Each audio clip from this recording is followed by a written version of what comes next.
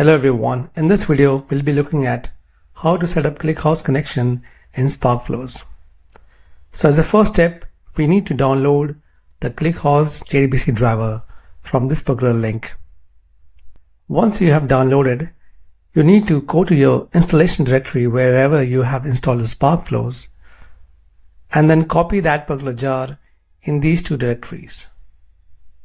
So I have already downloaded it and I will be showing you where can you find these two particular directories. So here is my installation directory. I can see both the jars are present. Let's do fire server lib. And you can see that the JDBC jar is present in both the user lib and the server lib. As a next step, we need to restart the file server. So in the same directory, we have the server running. So you can either stop and start or just restart. Once you have restarted the server, you need to navigate to the administration section where you manage all the connections.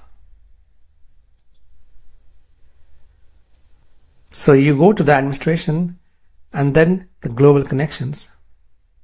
Here you can add connection for all, storage, choose MySQL, and then provide all the details with respect to the ClickHouse connection.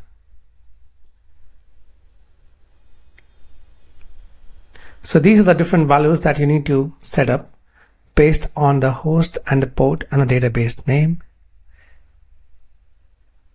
And once you have entered all the details, you just test the connection and this is going to be saved. So we already have a connection set up over here. We can test the connection and this is successful.